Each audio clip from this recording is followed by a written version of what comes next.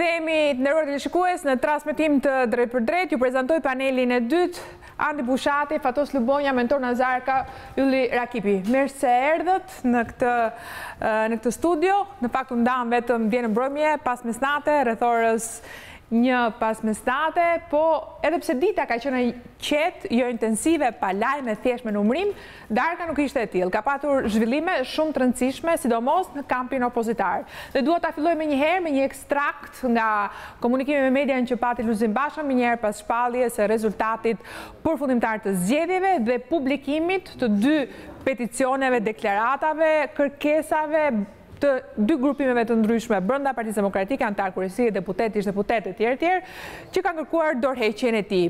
Pas këtyre 2 kërkesave për dorëheqje nga brenda Partisë Demokratike dhe shpalljes së rezultatit përfundimtar, Basha bëri një komunikim me median, të parin pas humbjes së këtyre zgjedhjeve. Dëgjoni në një ekstrakt të shkurtër çfarë tha.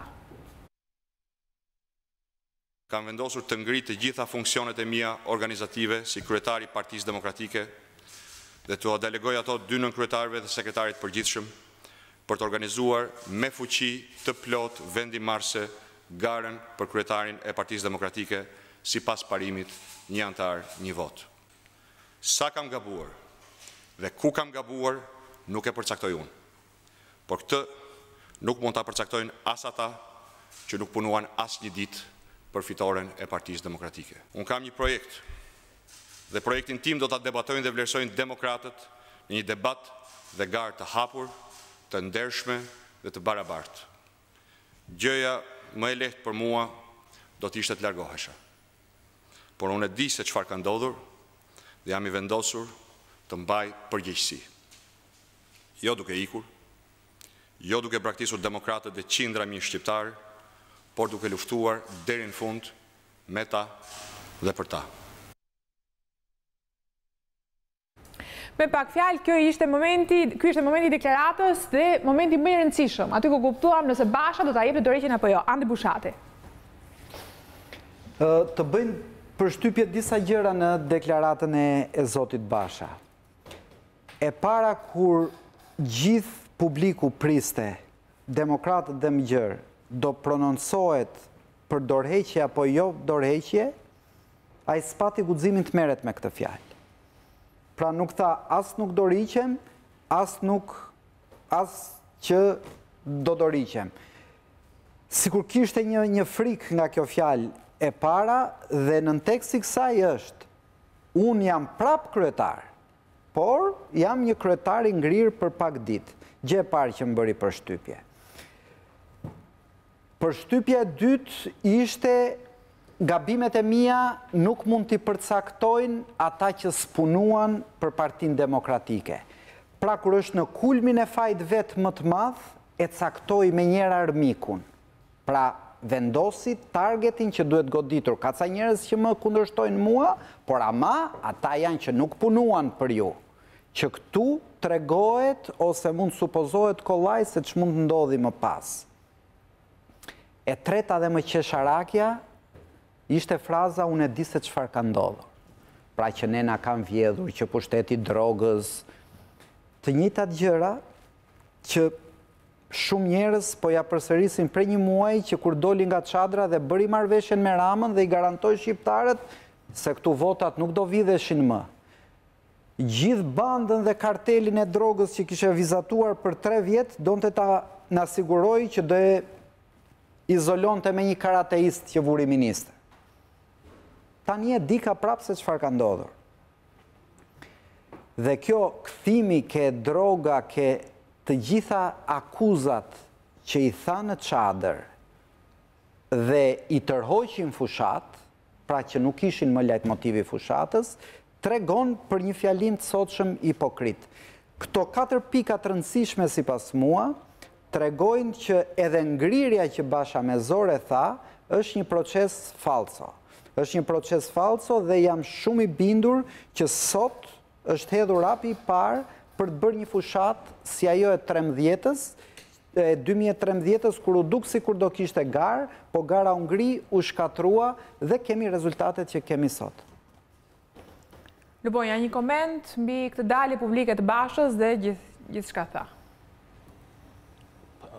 Para shumë i tha Bushati, unë pajtohem me gjitha ato që tha, çfarë mund të shtoj unë, nga kontakti që kemi me shtypën e huaj, me gazetarët huaj, do një edhe na vjen na pyet na interviston, lajmi kryesor në botë për Shqipërinë, zgjedhjet në Shqipëri, ishte zgjedhjet më të mira që janë bërë këto 25 vjet në Shqipëri.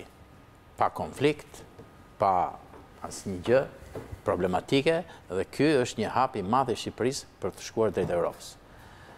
Tani, pa dyshim që në këtë mashtrim, që pas mendimit tim, është opozita ajo që është Basha që ka këtë përgjegjësi, që krijohet ky imazh me gjithë atë pozicionin që mbajti deri ditën e sotme, po themi. Se sot po përsërit atë që thoshte në çadër, siç i tha Bushati të gjitha dhe nuk i heq një presje. Dhe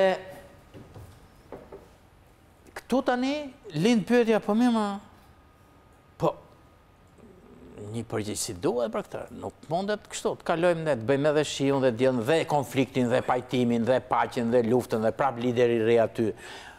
Domthon, sipas mendimit tim, pavarësisht se Partia Demokratike ka shumë probleme dhe unë nuk di a ka forca aty që sa forca do të ketë, po besoj se Basha vështirësisht mas kësaj që bëri, nuk është puna vetëm që si mbrojta dot.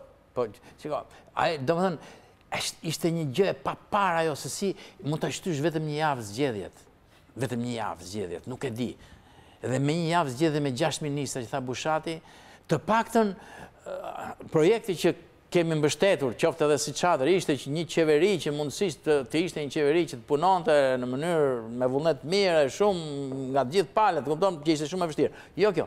Kështu që unë mendoj që nëse do t'i shtoj zërat e atyre që të kërkojnë dorëheqjen, unë mendoj që ja vlen dorëheqja. Sigurisht Partia Demokratike ka shumë për të bërë përveç dorëheqjes Bashës, po dorëheqja do të ishte një akt emancipues edhe për Partinë Demokratike dhe dikush më i mirë. Pyetja është kjo, ngrirja e funksioneve i ngjan, a është një lloj dorëheqje edhe kjo çfarë është kjo? Siç ta Bushati, kjo është falco kështu, komplet falco. Është falco, është thjesht për të kaluar momentin, gjas me ngriva shkriva është kjo, loja ngriva shkriva, kupton? Do shkrihet prap edhe do bëhet kryetar prap, mi dhan votat, mi bën votat dhe normalisht aty s'ka bër asnjë lloj analize për përgjegjësitë e Berishës dhe tani prap gjithasaj të kaluar dhe tani prap pa asnjë përgjegjësi. Nuk mendoj se shkohet. Do flasim më tej për faktorin Berisha në këtë situatë. Nëse do më pyesësh vetëm për fjalimin e Bashës, është padyshim një fjalim i dobët. Ishte një fjalim i dobët sepse ai u përpoq të rezononte vetëm thjesht tek ndjeshmëria e militantëve të partisë vet. Më së shumti në fjalimin e tij, duke luajtur pra me zhgënjimin e tyre, me pritshmërinë e tyre përfitore, me vuajtjet e tyre, me hallet e tyre. Dhe natyrisht atyre do duhet që të jepte duhet të shërbente një gjellë të tipit që ne humbëm sepse i blen votimet, por edhe në këtë ishte pavetore. Domethënë nuk vuri gishtin tek një emër i veçantë, duke vuri gishtin tek Rama. Gjë që sipas meje është tregues që zhvillimi i Partisë Demokratike do të vazhdojnë të jenë të ndërlidhura me atë që do të jetë oferta e Partisë Socialiste për. Qartë, po më e rëndësishme për të komentuar vendimi politik i tij, ngrirja e funksioneve, mosdhënia e dorëheqjes, hapja e garës në Partinë Demokratike. Që është e parathënë. Domethënë Basha konfirmoi atë që e kishte thënë në sinkron, një zëshëm me Berishën para zgjedhjeve, kur thanë që s'ka nevojë domethënë që t'jap dorëheqjen se të largohem, sepse votimi në 24 korrik për kryetar është një mënyrë që unë të testoj nëse kam ose jo besimin e demokratëve. Në këtë kuptim, dihem duke po flisnim, ai respekton atë që ka qenë tradita e këtyre 25 vjetëve, ku përgjithsisht liderët që kanë humbur zgjedhjet, kur kanë qenë opozit, nuk janë dorëhequr. Se ka bërë Berisha, se ka bërë Rama. Ne ishte e pritshme. Atëherë, po lexoj një koment Josefina Topalli, lexuam pak më parë edhe Genç Rulin, i cili ka reaguar në faqen e tij në Facebook. Josefina Topalli reagoi edhe gjatë emisionit duke dërguar SMS në këtë emision. Ndërkaq kemi dhe reagimin e saj në faqen e Facebookut, në një kohë dramatike për Partinë Demokratike, pas një humbje katastrofale personale të Lulzim Bashës, ka një emergjencë për demokratët e Partisë Demokratike duhet me i dalë zot. Në një situatë si kjo, kur Lulzim Basha nuk pranon të marrë as përgjegjësinë që i takon se shndodh në çdo vend të botës perëndimore, reagimi i tij është hileqar, tallje, tinzar, banalitet dhe papërgjegjshmëri e frikshme që mund të çojë në asgjësimin total të Partisë Demokratike. Në këto kushte, nëse Basha nuk jep dorëheqjen e parevokueshme, demokratët duhet marrin fatin në dorë me protesta dhe forma të ndryshme demokratike me synim kthimin e Partisë Demokratike Demokratëve. Ngrirja qesharake, antistatutore, është akt amoral, është fshehje nga faji dhe nga përgjegjësia. Fyerja që i bëri demokratëve që kërkojnë të shpëtojnë nga zgjësimi partinë për cilën kanë punuar në vite është e paprecedent dhe pafalshme. Sa për dinjitetin që kërkonte momenti, kjo s'ka lidhje me Lulzim Bashën. Ai ka qenë për herë i rrem. Edhe sot, ai është i paaftë për të turpëruar. Si thash pak më parë, ne lexuam edhe deklaratën e Gencrulit, por mund t'ua citoj sërish për... E ke thënë shumë ajo? Jo, një herë kam thënë, nëse e ke dëgjuar, okay. E ke dëgjuar apo ke nevojë ta dëgjosh? Okej. Tani, thelbësisht tani, nëse ne do themi deklaratat e këtyre dhe të 100 tjerëve që kanë nënshkruar atje, duket sikur po bëjmë përpjekjet për të bërë një lojë. Kryetari i opozitës ka dalë dhe ka bërë deklaratën e parë pas zgjedhjeve. Dhe ka thënë që këto 3 ditë unë mendova shumë thellë. Ka veçuar Lubonja 3 ditë. Është menduar thellë shumë. Dhe pas mendimit shumë thellë të 3 ditë, si që ta Bushatin pas, a i ka këto konkluzione. Korupcioni shkatroj zgjedhjet, që këj nuk i fitoj, droga, kanabisi, gara e pabarabartë për këto 2 arsye, krimi, nënvizoj zoti Basha, bandat, këtë maskarat që ka ndodhur, i bashkëshoqiron dhe shitblerjen masive të votës. Thani, nëse ju jeni... Blente 450.000 vetë, se kështu thaj, 450.000 shpëtuan, da. Shpëtuan, ajo që e bukur shumë se bravo. Tani, ka dhe qimi rezistentë. më thoni, ka dhe qimi vetë. Ta që ishin me mua. në këtë mendim thellë që kjo ka bërë këto 3 ditë, ka këto konkluzione. Tani më thoni, më gjeni, thirrni një Regjina ose këtë doni, ose kolegët këtu, dhe le të thonë 3 raste që ka denoncuar opozita ditën e diel. Ditën e diel ne shifni vetëm një luftë mes Partisë Socialiste dhe Lëvizjes Socialiste për Integrim. Atë vizoren e Saljanjësit. Atë po. Një vizore Saljanjë kishte një vizore, po. Pra qesharake, si që thash dje, sa s'ka ku të shkoj më tej. Dhe në konkluzion a i thot që Lubonja tha një që të huajt, po e përcjenë media, po dhe politika e huaj, bile ata janë më kritik, zot Lubonja. Të huajt janë më kritik, se sa Basha, për zgjedhjet, po t'i vëshre. Pra, nuk kemi, zonja Vasili, asi protestë të opozitës ditën e diel. Po thuaj se nuk ekziston të fare. Dhe tani del një njeri dhe thotë, unë po ngri. Procesi i ngrirjes është një proces jo legjitim dhe normal, shumë normal në botën perëndimore. Ngrirja është një akt që kryhet nga dikush tjetër. Nuk ngrin ti nuk je peshk dhe ngrin. Merë vendim dhe ngrin ti vetë. Ty të ngrinë, ty të mblidhen, po ti s'ke institucione, nuk të funksionojnë institucionet. Ty ngrihesh dhe ngrinë se mos qesh një ose është shumë qesh, është vërtet për të qeshur. Futesh në frigorifer, peshk. Do me thënë, është një loj që kur të kryej këtë loj veprimi, sepse të ngrinë dikush tjetër. Të ngrinë kryesja e partisë, komiteti drejtues, institucionet që ti ke brenda partisë, ngrihen ata të ngrinë. Por ky, si do flasim pas ne, është një pazar më i madh se Lulzim Basha. Siç unë kam ula dje në bisedën që ne bëjmë këto. Nuk është thjesht një vendim i tij. Ngrirja.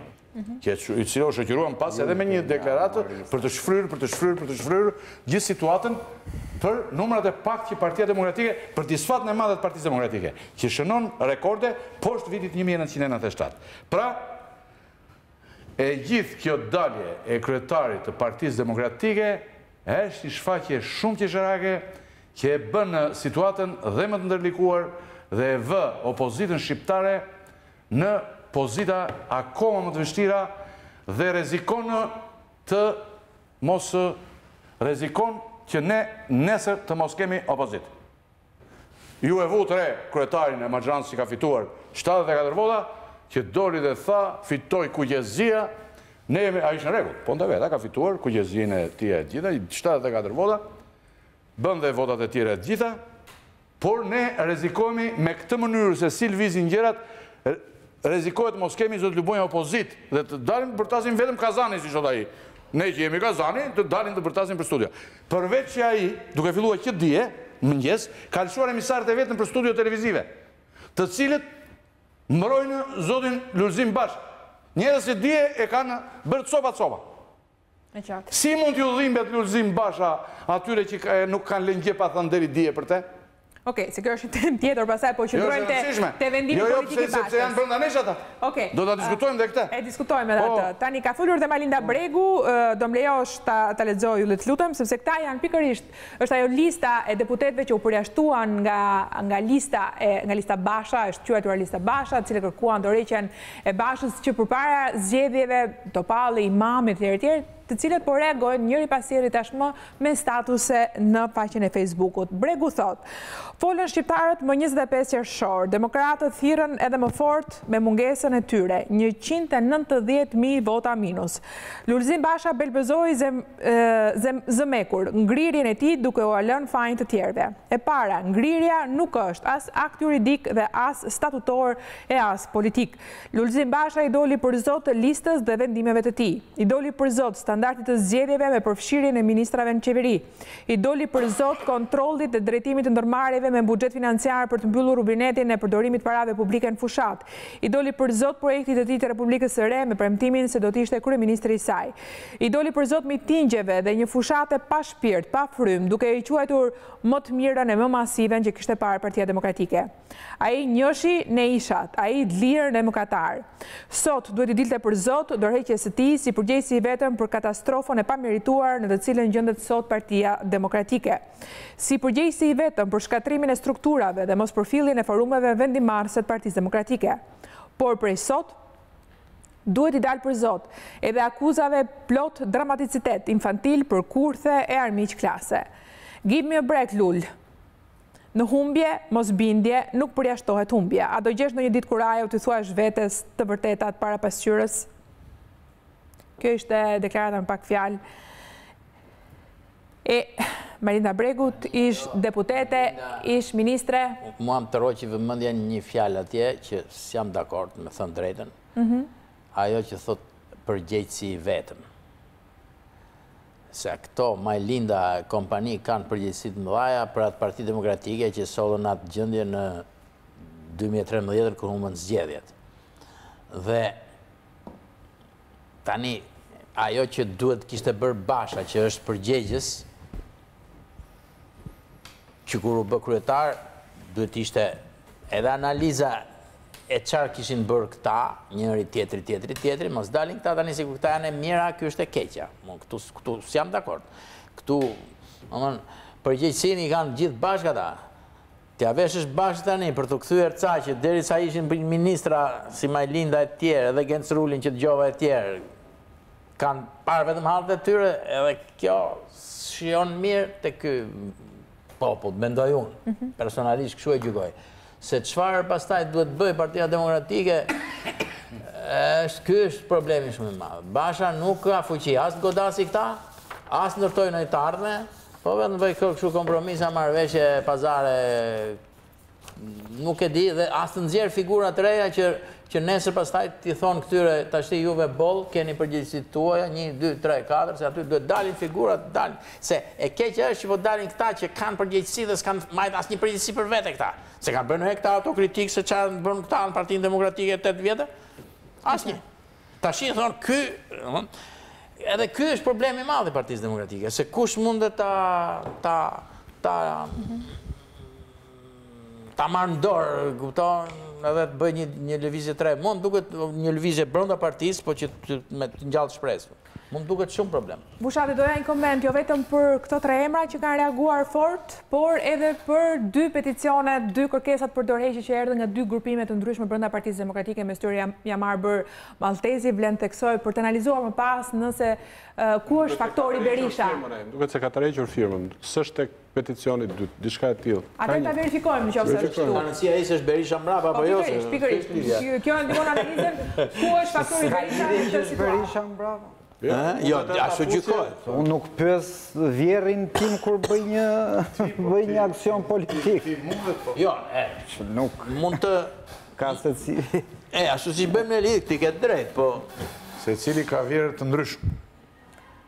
Vjerët janë të ndryshme.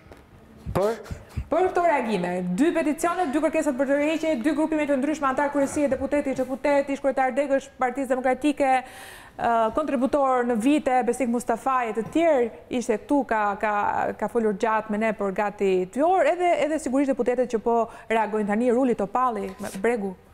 Mua betejë e brendshme më duket normale, madje e matur. Po të shikoni të gjithë kundërshtarët real të Bashës, këta që po flasin sot, pritën me qetësi të mbaronte numërimi, po thuaj se nuk e ngacmuan, ndryshe nga që kemi parë ne me Partinë Socialiste e tjerë Bashën fushat, pra ja lanë të gjithë mundësi, gati luajtën atë bonistin qesharak që i bënin thirrje demokratëve të shkonin votime që ne duam partinë pavarësisht se ne na përjashtoi Basha e tjerë. Dhe sot kanë drejtën e tyre të kërkojnë llogari, kanë drejtën e tyre të kërkojnë llogari, një pjesë e madhe e tyre e kanë bërë përpara, por tani zërat e Rulit, të Topallit, të Rusmajlit, po doni që sapo e lexova, vinë dhe pas reagimit Bashës, sepse reagimi dhe dalja e parë publike e Bashës realisht të nervozonte. Të nervozonte sepse ishte një shprehje tipike e rrëshqitjes nga përgjegjësia. Do me thënë, Basha zgjidhi gjithçka vetë. Hapi çadër vetë, mbylli çadër vetë, bëri tek pull marrëveshje me Ramën, i humbi të gjitha vetë dhe u vetë ngri vetë.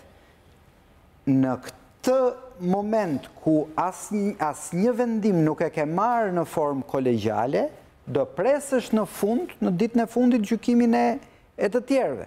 Dhe këtu ata janë në drejt tyre. Unë mendoj që një pjesë të tensionit të madh të këtyre kundërshtarëve të Bashës në parti e ka shtuar me doza shumë më të larta dhe fjalimi i Ramës pas dite, se duhet bëjnë dhe kronologjinë e ngjarjeve. Deklarata e Bashës dhe të gjitha këto erdhën pas fjalimit të Ramës, i cili ishte jo vetëm një falënderim publik që ai bëri për Bashën, por dhe një hapje krau që ne s'kemi lindur as demokrata socialist, ne jemi shqiptar, por neve nuk kemi as të majta, po djath, po jemi bite Ismail Qemalit, kështu që ne duhet bashkëpunojmë, unë nuk do kem armiq në opozit. Pra, po të futeshe në optikën e leximit fjalimit Ramës, shikoje që ishte një krijim mjedisi i tërthort i favorshëm për një afrim të mundshëm me Bashën.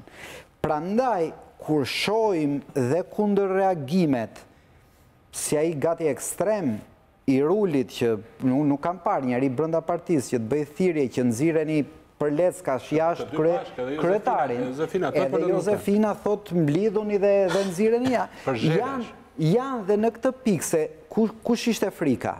Frika ishte që Lulzim Basha, që i bëri peshqesh Partisë Demokratike, humbjen më të madhe historike të saj, të mundohej ta vishte këtë humbje duke zhvendosur vëmendjen nga kërkimi i përgjegjësive te një koalicion i mundshëm me Ramën. Pra, në vend që të bënte një proces vetë korrigjimi, mundet ta yshte partinë nga ndarja e kockave dhe ndarja e thelave të një pushteti të ardhshëm. Dhe i gjithë ky sfond politik bën që edhe kundërshtarët t'jenë më me tepër nerv, më tepër agresiv, aq më tepër ku kanë dëgjuar dhe vetë Lulzim Bashën me mënyrën si i shmangej përgjegjësive. Analiza e duket mjaft qartë dhe saktë analiza e zotit Bushatit. Faleminderit. Por ka një problem që ne duhet ta fotim në bisedë, mendoj për ta bërë të plotë, dhe më thoni nëse ju mendoni se unë mund të gaboj në këtë pikë. Kjo fjala ngrirje përdoret për herë të dytë, po tani kemi të bëjmë me një vetë ngrirje. Me Filipin. E ka shpikur Filipin e ngriu, po ishte gazetar. Megjithatë do ta quajmë dhe atë. Atëre këtë fjalën ngrirje përdor Sali Berisha. Zoti Sali Berisha ka ngrirë Spartak Ngjelen, që dini ju. Ka ngrirë dhe Filipin njerë. Filipin se ngrinë dot, po tha po e ngrit për momentin. Filipin e Fiksit. Filipin e Fiksit, edhe pse jashtë partisë, mori vendim të ngrinë edhe Filipin e Fiksit, po atë e kishte me gjysmë mori. Ndërsa Spartak Ngjelen e ngriu ashpërsisht. Tani ai fuqinë e madhe për të ngrirë plotësisht, për të ringrirë prapë, tani në kushtet jashtë nuk e ka, që thotë je i ngrirë. Mos e ka ngrirë Berisha ndoshta. I ka thënë shko vetë ngriu. I ka thënë Berisha. Po ngriu. Pikërisht. Se pa i thënë ngriu, Luli nuk ngrin, zoti Basha nuk ngrin kur. Unë jam, personalisht jam shumë i qartë në këtë pikë. Po më falë, kjo do të thotë që Do të thotë që të gjithë këta që po Bashës... flasin tani ka një frikë të madhe. Këta duhet i kërkojnë dorëheqjen zotit Sali Berisha, zonja Topalli, zoti Ruli. Le të bërtasin fort kundër Lulit sa të duan. Ata duhet i kërkojnë dorëheqjen Sali Berishës që nuk e ka dhënë në vitin 2013. E ka dhënë vetëm formalisht. Këtë dorëheqje, nëse këta nuk kërkojnë këtë dorëheqje, situata të tilla me ngrirje, me shkrirje, me dekretim, me çfarë do shprehje, frazë, njësi frazologjike që mund të shpikësh, nuk ka asnjë vlerë. Pra ne duhet i shtojmë për ta çuar bisedën tonë, nëse kemi kundër argumentat edhe po nëse Nazar thot tani që ai dhëndrin e ka hequr në lista e protestës. Do i kërkoj stafit ta verifikoj, ju lutem telefononi, jam marrë Maltezin, nëse ai është pjesë e listës. Pra ne duhet futim, ne duhet ju themi. Te lista që më ka ardhur mua te lapsi është. Lista të publikuara është. Fillimisht. Nazar ka thotë që është tërhequr, të shohim nëse është. Nuk e di, po kjo s'ka shumë, është shumë ansore kjo. Jo, nuk është. Por këta burra dhe personalitetet Partisë Demokratike do të jenë të tillë dhe nuk do t'ja u marr frymën askush dhe mund ta bëjnë Partinë Demokratike vërtet. Si thot, të mbajnë dhe përgjegjësinë, si thot zoti Lubonja, t'i bashkojnë këto dyja, duhet i kërkojnë së pari dorëheqjen zoti Sali Berisha. Nëse s'ia kërkojnë aty, procesi aty do jetë ky, lulëzimi do shfryen këto, të gjitha këto pompat si tullumbace, do të hedhë karemin zoti Rama, bashkëqeverisja nuk besoj të haj me ky, po ndoshta edhe ndonjë president, me largimin e Ilir Metës. Fjalimi i sotshëm i Bashës me vjedhje votash ishte një distancim. Edhe ky presion ishte i nevojshëm për të arritur në këtë qendrim të Bashës. Edhe ndonjë shfryrje ishte ky. Sepse Rama bëri krejt kundërtën. Ose Rama nuk ja ka më nevojën. Por, thelbësisht, Partisë Demokratike, Partia Demokratike duhet të ndahet me këtë moment. Ose Sali Berisha të kthehet ta marrë Partinë Demokratike dhe të vazhdoj punën e vet, si përpara vitit 2013, është shumë e ndershme, ose ai, zoti Genc Ruli, zonja Josefina Topalli, Asit Patozi, dhe të gjithë nënshkruesit e tjerë që kanë hedhur firmën aty, duhet të kërkojnë këtë gjë të parë. Mirë po ata nuk di pse stepen dhe kanë frikë nga kjo gjë. Kjo i mundon. I mundon shumë. Duhet të them, si tha Ylli për atë që tha Bushati, e tha qartë dhe saktë, dhe unë shumë mendoj që ka një lloj burracakërie, megjithëse ne në Shqip nuk e kemi atë fjalën që e karakterizon këtë lloj sjellje, të mungesë guximi, që ne ja atribuojmë vetëm burrat, themi burracakëri, ndërkohë që në gjuhët e tjera ekziston pa gjini. Sepse ai që duhet përfshihej bashkë me Bashën, eventualisht në përgjegjësi të këtij rezultati, duhet të ishte Berisha. Jo thjesht vetëm Basha, por me sa duket kritikët e Bashës, jo vetëm që nuk guxojnë, por po përpiqen që ta detyrojnë Berishën që ta arrijë tek largimi i Bashës nëpërmjet rrugëve jo statutore. Domethënë, nëse Basha në ruajtjen e vendit vet kërkon ta bëjë nëpërmjet një mënyre jo statutore, nëpërmjet truku jo statutor siç është ngrirja, vetë ngrirja, Ata po përpiqen që të përballen me Bashën nëpërmjet protestave të antarësisë, cilat ata mund të ta menaxhojnë sepse vazhdojnë të kontrollojnë brenda antarësisë grupe të tilla që do ta bënin të bezdishme jetën e Bashës, jetën e Bashës dhe të Berishës, në mënyrë të tillë që pastaj Berisha, që është realisht arbitri kryesor, njeriu më i plot fuqishëm i Partisë Demokratike, të vendosi largimin e tij. Pra, ajo çka interpretoj unë nga këto dy deklarime të senatorëve, po i quaj titull senatorëve të nderit, apo ku se çfarë, përkatësisht të Topallit dhe të Rullit, është përpjekja për të mobilizuar njerëz të cilët do të krijonin efekte vizive presionit që Berisha ta largonte Bashën nëpërmjet dorëheqjes apo nëpërmjet rruga tjetër. Por nëse ne do të pranojmë që të gjithë bashkë këtu që po fajtorën këtë që ndodhi ishte dhe Berisha, atëherë ne do duhet që të fillojmë dhe të ndajmë qartë se cilat ishin çfarë janë përgjegjësi saktësisht të Bashës dhe çfarë janë saktësisht të Berishës, ose çfarë janë të përbashkëtat. Në gjykimin tim, po, de jure është Basha përgjegjësi kryesor. Se s'ka kuptim e them Berishës dorëhiqu. Dorëhiqu nga çfarë? Është antari thjesht ose antari kryesor. Është metaforë, se ai formalisht ka ikur, e kupton. Sa i takon përgjegjësisë, mos jetë aty. Siç unë mbroj ato pikpamje që edhe ti tregova në shkrimin që kam te Konica Pikal, që ka disa pyetje që të ndihmojnë për të kuptuar se ku është një moment kputës, një moment tranzicioni midis PD-s Berishës dhe PD-s Bashës. Unë mendoj që me atë çfarë ka bërë Basha duke bërë marrëveshjen me Ramën dhe me atë çfarë ka bërë me listën, unë mendoj që ka filluar një moment kthese i PD-s që shkon ka normaliteti, një PD-je që mund të quhet PD-ja e Bashës. Në gjykimin tim, PD-ja e Bashës filloi me një lloj ndrojtje të shfaqet në çadër, filloi me forcë të shfaqet mbas daljes nga çadër, me marrëveshje kur ai ka komunikuar me Ramën pa telefon, pa komunikuar me të rrethet jashtë, kur ka bërë një listë e cila është tërësisht e tia, ose përgjithsisht e tia, kur i ka dhënë Berishës, njerëzve të Berishës, ministra teknik, agjensit të cilat u ndanë sipas marrëveshjes, ajo është PD-ja e Bashës. Unë kam një mendim që është pandehem, nuk kam argumenta për ta provuar që PD-ja para hyrjes në çadër ka qenë me rezultat më të keq se sa ky që doli në kutit zgjedhore. Dhe për këtë arsye Basha vendosi që të fut para se të në çadër. Dhe Basha e zgjidhi mund të ishte. Po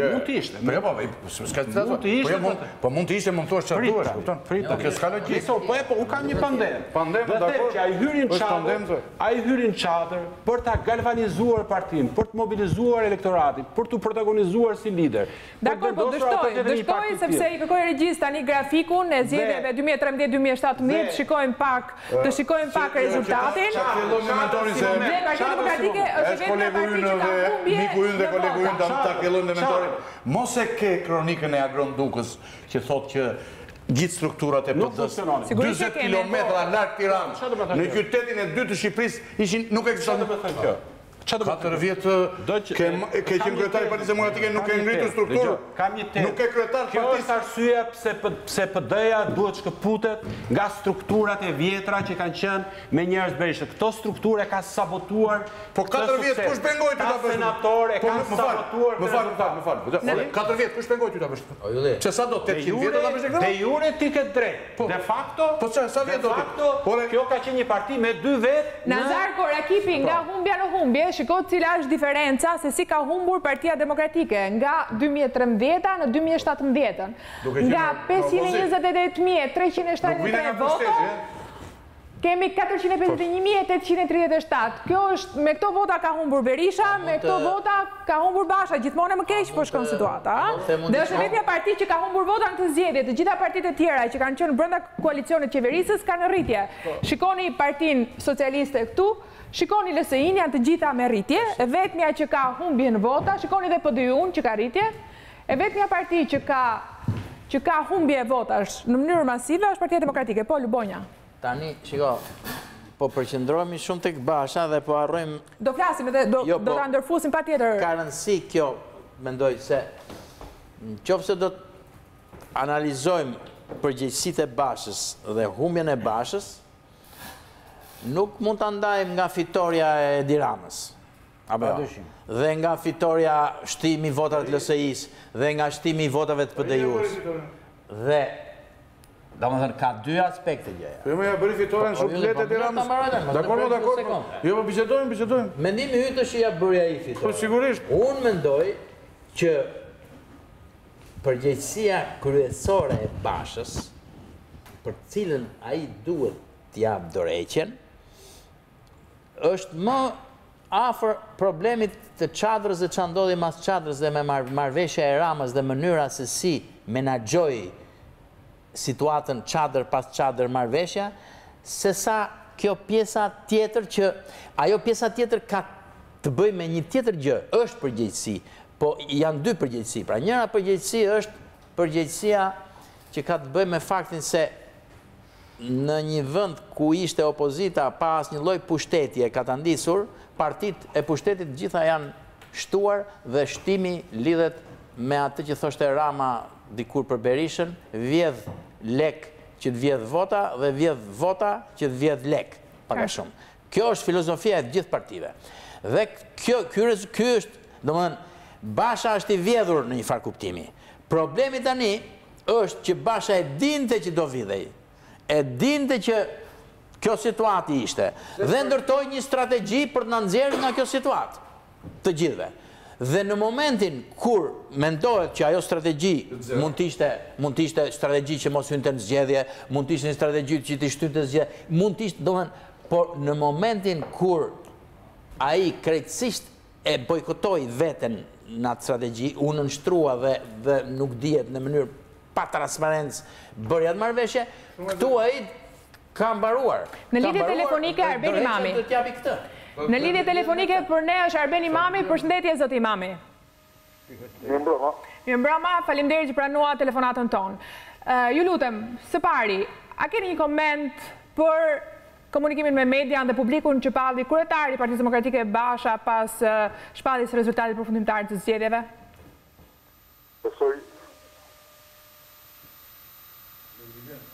Kemi probleme me audion, nëse regjia mund ta ndihmoj? Unë ju dëgjoj. Perfekt. Edhe ne pak më tepër audio në studio regjia, të dëgjojmë edhe ne. Mund vazhdojmë. Atëherë, me qënë se mund vazhdojmë, po themi që deklarata e sotme e kryetarit partisë nuk merr parasysh asnjë realitet zgjedhor, nuk merr parasysh rezultatet, nuk merr parasysh frymën që është Partia Demokratike, dhe sigurisht që nuk respekton një standard i cili është europian dhe perëndimor. Domethënë, nuk ka rëndësi kush është më i miri, zoti Basha mund të jetë edhe më i miri ose do, por zoti Basha ka humbur zgjedhjet dhe sigurt mos ekzistojë asnjë problem tjetër me këtë humbje të rëndë. Kjo është një hata që nuk është humbje zgjedhjesh, normalisht duhet largohet. Mandej, partia funksionon me grup pune, bëhet kongres, bëhet zgjedhje një antar një vote tjere vijon. Dhe sigurisht që pas 4 vjetësh, sikur të ndodh kudo, nëse një kryetar që vjen mbas fiqës tonë, zoti Basha mund të kandidojë fare mirë. Dhe deri këtu jemi krejtësisht neutral në vlerësimin e zotit Basha. Por kjo ka dy aspekte. Aspekti i parë është ligjor dhe moral. Në të gjitha vendimet që ka marrë zoti Basha, prej disa muajsh, janë vendime që janë marrë në shkelje të statutit. Statuti është ligji. Statuti është perëndimi. Europa, ligji. Sot nuk u respektuan këto në një parti politike, në një qytet, në një republikë, edhe të vjetër, edhe të repuktoni ju, nuk ka mundësi që të ketë bashkëtesë. Ai ka shkatruar themelët e bashkëtesës Partisë Demokratike vetëm me këtë. Madje edhe një fitore e tij për mua do të duhej ta vinte nga pamja morale dhe politike në dyshim vimësinë e tij. Nga ana tjetër, që kam thënë para një muaji. Dhe kam thënë që data 26 do të jetë shumë vonë.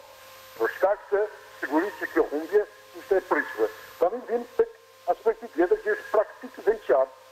Zoti Basha ka humbur zgjedhjet në një mënyrë të hatashme.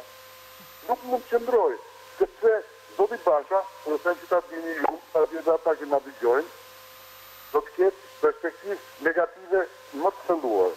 Zoti Basha ka 4 vjetë që ta rejtë poshtë për shkak se në të gjitha sondazhet e opinionit publik, Zoti Basha del 30-40% më poshtë se partia e tij.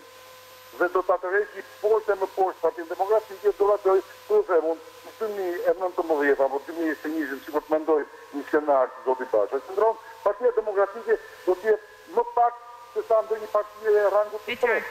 E kuptoj. 15%. Kjo se duam këtë Partinë Demokratike, unë e kuptoj që shumë njerëz e duam kështu Partinë Demokratike, dhe në veçanti ata që kanë mbrojtur Zotin Basha duke nisur nga dita e thjeshme, por kjo nuk është zgjidhje për Partinë Demokratike. Kjo është zgjidhje vetëm për një person dhe për një bashkëpunim i cili u ofrua prapë sot nga Edi Rama, një bashkëpunim që për ne është i panjohur. Opozitën e re, duke i shtrirë dorën dhe falenderuar. Kam një pyetje që vjen nga studio, ju lutem. Edi Rama duhet ta falenderoj shumë Lulzim Bashën. Pa Lulzim Bashën nuk do të kishte mund fituar, nuk do të kishte mundur fitonte kurrë sy. E qartë, një pyetje nga Andi Bushati dhe më pas nga Yllir Akipi. Zoti Mami, ju folët për shkelje të statutit, ndërkohë që kolegët tuaj, zonja Topalli, me cilët ju keni dalë dhe pak kohë më parë në deklarat, Zoti Ruli që bënte thirrje që me figurë biblike që ta përzënë si Krishti tregtarët e tempullit, në qoftë se Basha nuk e zbaton statutin, a duhet shkuar deri te këto forma të dhunshme që thanë kolegët tuaj pra për ta nxjerrë fare nga selia? Ju besoj, Zoti Bushati, je dakord që nuk është formë e dhunshme të protestosh përpara PD-s, të kërkosh të vendosësh aty, të qëndrosh aty, të kërkosh që kryetari i Partisë Demokratike aktuali, me gjithë respektin për personalitetin e tij si njeri, duhet largohet nga posti i kryetarit të partisë. Pra jeni në vijim deklaratave të Rulit dhe Topallit. Jam në këtë deklaratë që thash dhe kuptohet që nuk jam as në vijim, as në fillim. Unë jam në këtë deklaratë. Qoftë se Zoti Basha do ta uzurpojë atë vend, sigurisht do të ketë reagim. Kjo është e kuptueshme. Edhe një herë po jo përsëris. Nëse Zoti Basha do ta uzurpojë vendin e kryetarit të partisë, do të ketë reagim. Uzurpimi është dhun gjithashtu. E kuptoj. Yllir Akipi. Zoti Mami. Mirëmbrëma. Kemi një njeri ish kryetar në Partisë Demokratike, ish kryeministin Sali Berisha, me të cilin ju keni punuar për një kohë të gjatë. Keni patur problematika tuaja sigurisht. Por, përgjithsisht keni punuar me të. Kemi njeriu që në parlamentin shqiptar ngrihet çdo të njëjtë nga fillimi të gjithë seancave deri në mbrëmje flet për qytetarin digital, flet për doganerin digital, për policin digital, flet për gjithë shka në Facebookun e vetë. Ndërkohë, ka një heshtje absolute të zotit Sali Berisha për ngjarjen më dramatike që i ka ndodhur Partisë Demokratike në këto 26-27 vjetë. Ç'mendoni ju se është pozicioni i zotit Berisha në këtë rast? Unë bashkohem me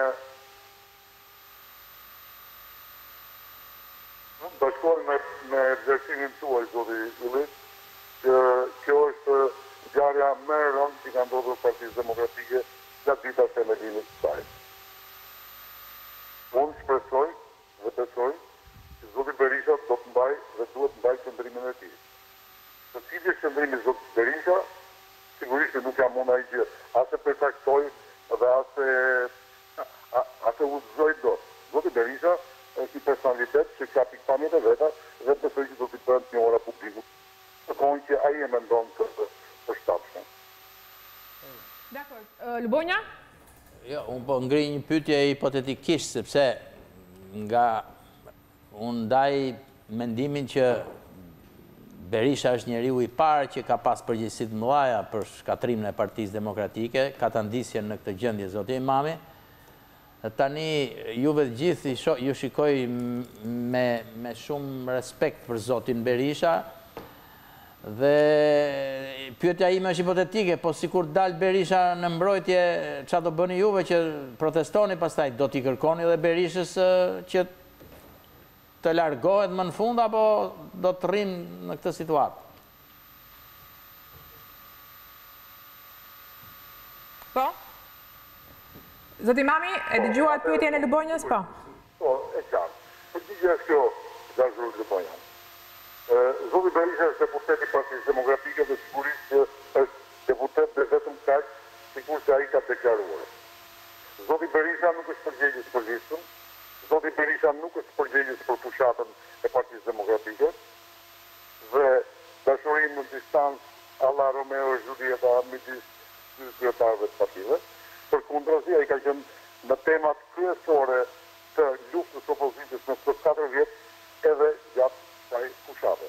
Zoti Berisha nuk ka qenë kundër simboleve Partisë Demokratike, edhe nëse nuk kemi pa dot në këtë fushatë aty simbol Partisë Demokratike, madje edhe në mitingun për mbylljes, zoti Basha nuk e përmendi emrin e Partisë Demokratike. Tani, se cili do të jetë qëndrimi i zotit Berisha është çështje e zotit Berisha. Ne kemi problem me kryetarin e partisë për të gjitha ato që thash në sipër. Dhe do që të jetë qëndrimi i zotit Berisha, kjo nuk na ndikon dot. Qëndrimi imi do të mbetet sikur Berisha të jetë plotësisht dakord me qëndrimin tim, sikur të jetë plotësisht me qëndrimin e zotit Basha, apo sikur të jetë një qëndrim të tretë që është çështja e tij. Unë nuk e kam problem zotin Berisha, sepse nuk është ai që e ka krijuar këtë. Sigurisht që lidhur me besimin për këtë, unë ndaj një opinion relativisht të ndryshëm nga joti, sepse është ai që solli Partinë Demokratike në pushtet, me një qeverisje e cila është çmuar vetë nga shqiptarë shumë më e mirë se qeverisja aktuale, dhe sigurisht që gjithë bashkë kemi pasur një përgjegjësi që edhe kemi mbajtur për humbjen e vitit 2015. Kaq është mbyllur historia Berisha nga kjo pikpamje. Mund të bëj edhe një pyetje tjetër? Po, patjetër. Zoti Mami, se sigurisht ju jeni më afër Partisë Demokratike, a keni ju apo grupi juaj apo nuk e di tash se sa jeni bashkë, sa jeni vetëm, po pyetja ime është a ka një alternativë, a ka një vizion për këtë parti, domethënë është përpunuar ndonjë ide apo vetëm është ky është një reagim thjesht nga humbja? Apo dhe më parë keni menduar që duhet diçka tjetër në Partinë Demokratike, pra një projekt që besoj unë nuk duhet jetë një kthim tek gjithë të vjetrit, meqense ata janë fitimtarë me në Berishën në krye, po për të ndërtuar një Parti Demokratike të re gjithsesi.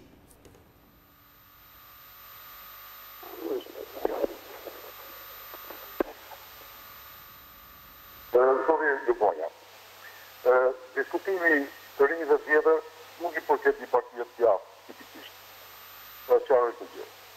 Dhe lufta që është bërë të rinj të vjetër në Partinë Demokratike gjatë këtyre 4 vjetëve është e nxitur, është e koordinuar, është e udhëzuar nga e njëjta qendër nga i merr udhëzimet edhe Edi Rama.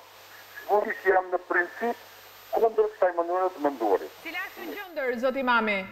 E njëjta. Po, ka opozitë organe, ka opozitë ukrainase, ka edhe opozitë shqiptare. Dhe kjo është një skemë globale, se tukshme, nuk po flasim për gjëra që i mendojnë, apo i fantazojnë, po flasim për realitetet, ja ku keni në Gjeorgji, ja ku keni në Ukrainë, e keni sot edhe në Shqipëri të përfunduar veprën. Domethënë, qoftë Basha do të tërhiqë, do të tregonte që nuk do shkatërrimin e përfundimtar Partisë Demokratike. Ai është duke provokuar shuarjen ose shkatërimin e saj, ose zotin Andrimos, fitoren e Partisë Demokratike dhe rithemelimin e një të gjatë. Po ju po të pyetje që është esenciale dhe me cilën nuk kajtë një të shqetësim. Edhe keni këtë mendim. Besoj që e kam të gjithë me cilët unë kam kontaktuar këtë ditë. Ne kemi një shqetësim që në Partinë Demokratike duhet vendosen rregulla. Se kushdo që tjetë kryetari ardhshëm, që tjetë kryesia ardhshme, të respektoj rregullat e bashkëpunimit politike, të respektoj disa baza ideologjike që i përkasin një zgjatës si Partisë Demokratike dhe vetëm kjo mund ta çojë drejt një fitoreje, por nuk është çështja tek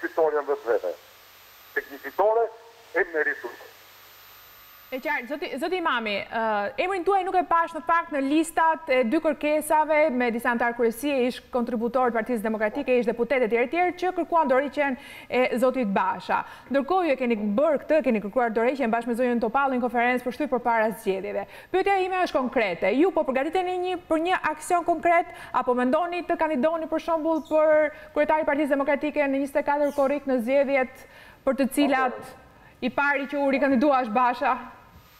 Atëherë. Unë duhet të them që as zonja Topalli, as unë, sot nuk kemi në shkruar asnjë deklarat, ne deklarat në kemi bërë për para një muaj. Ne kemi kërkuar që i largohet para një muaj, pa humbur akoma, me idenë e qartë që humbja ishte sigurt. Sot sigurisht që nuk kishte nevojë ta përsërisnim ne. Kemi qenë kontakt, kemi qenë ndjeni, jeni në mbështetje të 2 deklaratave që janë bërë, besoj që do të ketë edhe disa grupe tjera brenda Partisë Demokratike që do të shprehen në të njëjtën linjë. Sa i përket zgjedhjeve, këto në përdet nuk janë zgjedhje. Një. E dyta, nuk është shkruar çështja cili do të jetë pasardhësi i Lulzim Bashës si kryetar partie. Këtu është shkruar çështja, do të ngrihet kjo parti mbi këtë meskinitet, do të ngrihet kjo parti mbi disa parime dhe një etikë demokratike.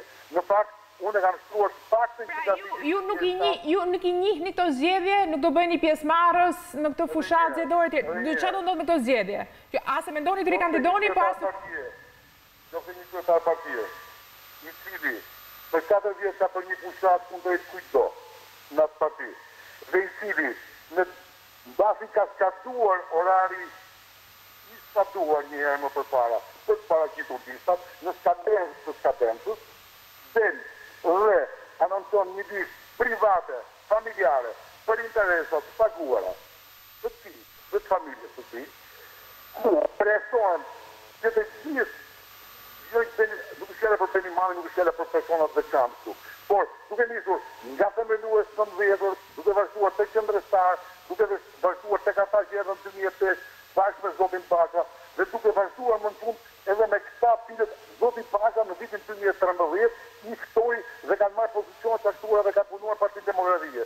Nga kjo pikpamje, unë për shembull e përshëndes në mënyrë të veçantë listën me 19 antarë të kryesisë, të tjerë të cilët u shprehen qartë. Ata kanë ardhur në Partinë Demokratike të tjerë. Nuk kanë përgjegjësim për që janë bërë, nuk kanë atë gabim e fitoreve të saj partie. E kuptoj. Në kjo pikpamje, problemi themelor nuk është kush është kandidati i ardhshëm. Cili është kandidati i ardhshëm? Cili do që të ishte, po të gjithet brenda rregullave, do të respektohet. Cili do që të gjithet brenda rregullave dhe që do të respektohet, dhe do t'i respektojë rregullat, në qoftë se fiton, filon, në qoftë se unë duhet t'i gjithashtu. Këtu po flasim për rregulla, për norma politike dhe norma etike të bashkëtesës në një parti politike. Dakor, faleminderit zoti Imami për këtë lidhje drejt për drejtë që pranuat ftesën tonë për të ndërhyrë në këtë studio. Ndërkohë që sapo më konfirmon stafi që në fakt jam Arbër Maltezi e konfirmon firmën e tij në listën prej 19 personash të antarëve të kryesisë që kanë kërkuar dorëheqjen e Bashës, nuk ka patur asnjë tërheqje të tij nga kjo listë. Po. Do të thotë diçka në lidhje me ato që tha zoti Imami, nuk ndërhyra ndoshta për shkak të cilësisë të fonisë. Ka një problem, s'do doja ta quaj moral, sepse po ta quaj moral dorëshkisja ose do duhet ruhet njëjtin parametër edhe për analizuar zhvillimet e tjera.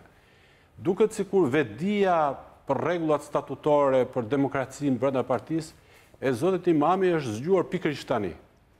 Sikur në Partinë Demokratike statuti është respektuar rregullisht nga Berisha, nga Basha në 3 vjet e para, dhe pa pritmas, kjo është një parti jo demokratike ku në qoftë se do të përballen me Bashën 26 korrik, atëherë rezultati është i paracaktuar.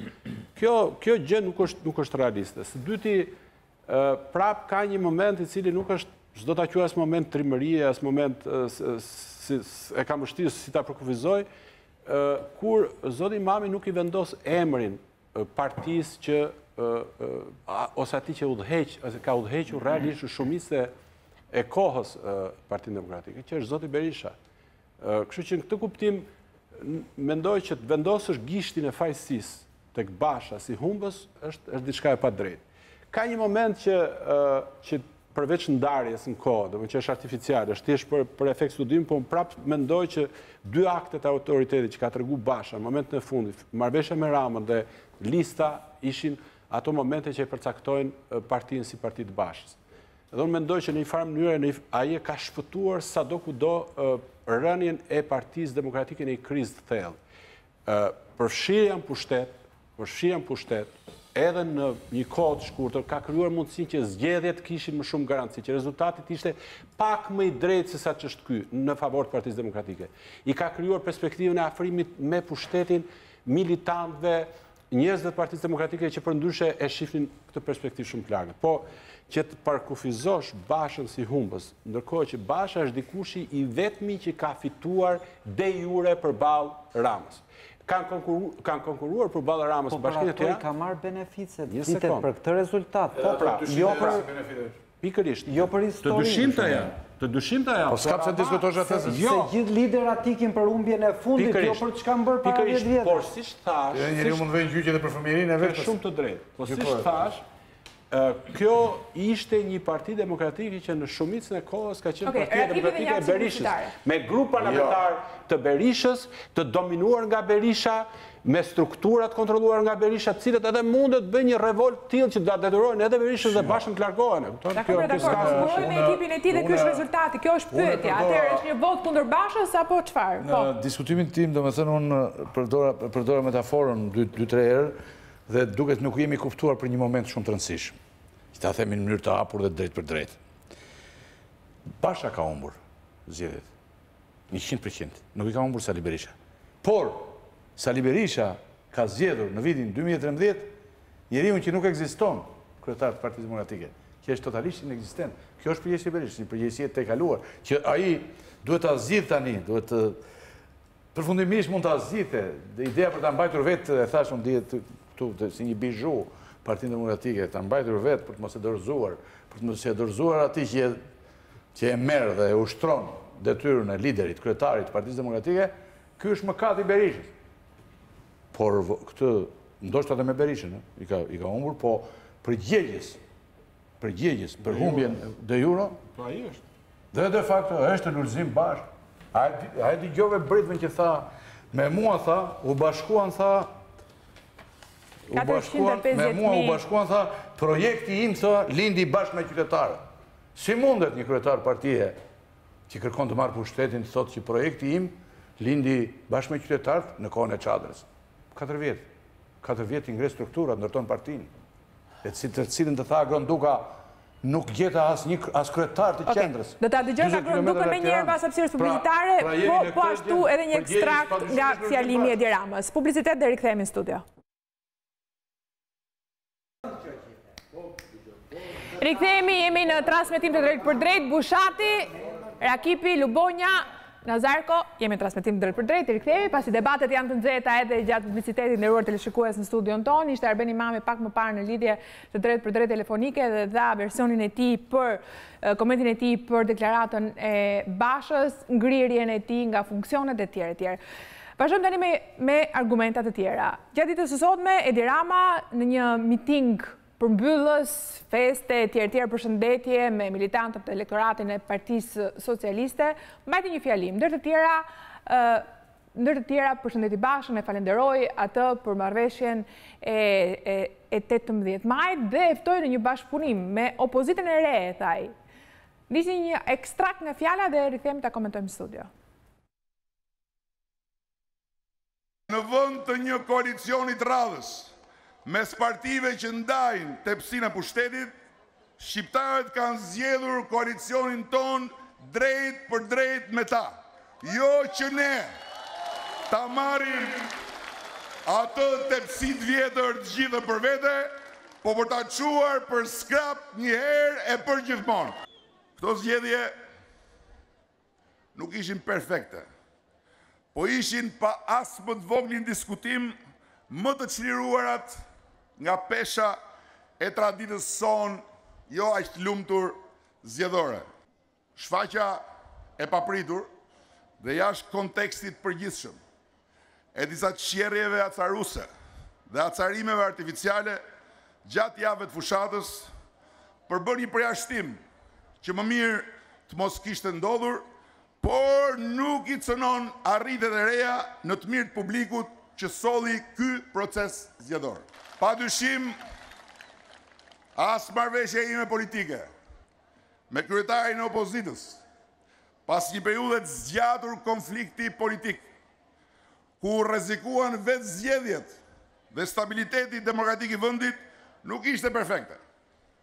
Por, siç kam besuar deri dje, besoj edhe sot se o marrëveshje ka gjithë potencialin për të mos u fashitur si ëndra i një natë vere në një Shqipëri ku qeveria dhe opozita janë të ndara në llogoret e tyre politike, po duhet jenë të bashkuara për interesat kombëtare dhe politike të vetë Shqipërisë.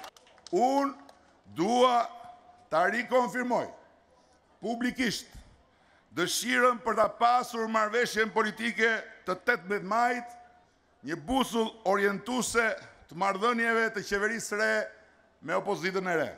Duke shprehur këtu vullnetin për ta respektuar atë më tutje, pas një presje, dua ta falenderoj sot Lulzim Bashën për faktin se në 18 maj vuri Shqipërinë të parë.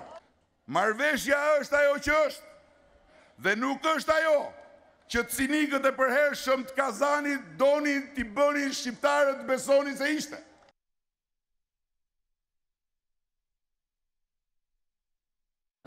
Rikthehemi, jemi në transmetim të drejt për drejt nderuar teleshikues. Ky ishte një ekstrakt sigurisht nga një fjalim shumë herë më gjatë se ka që Edi Ramës përpara militantëve të tij. Bushati, si e pe këtë fjalim edhe në mënyrë të veçantë dhe fragmentet që i drejtohet, me të cilat i drejtohet Bashës? Mua fjalimi Ramës më bëri goxha përshtypje.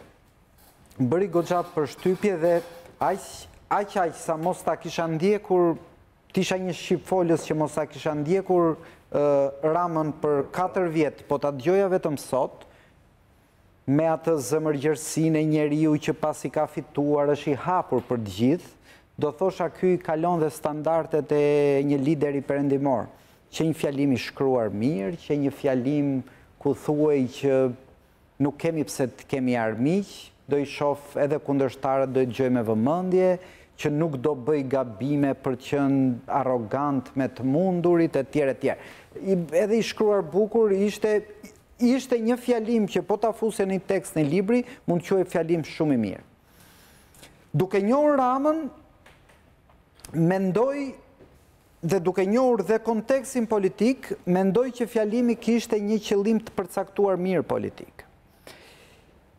Ai e di që njeriu me të cilin ai kishte një gjysmë marrëveshje me njeriu të cilin nuk e anatemoj fare, por që nga momenti që mbylli çadër ishte në vështirësi në Partinë Demokratike.